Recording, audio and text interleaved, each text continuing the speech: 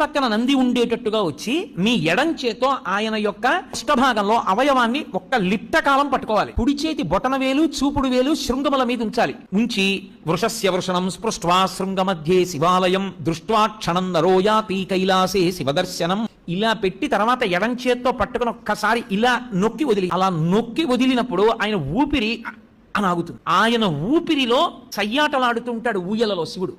ఆ ఊయల ఆగుతుంది. ఆగినప్పుడు ఆ శివలింగాన్ని ఒక్కసారి చూసిన వారెవరో వాడు కైలాసమునకు వెళ్లి పరమేశ్వర దర్శనం చేశాడని వేస్తారు ఖాతాలో. అది శైవాగం. కైలాసే శివం దృష్ట్యా కైలాసమునందు పరమశివ దర్శనం చేశాడు.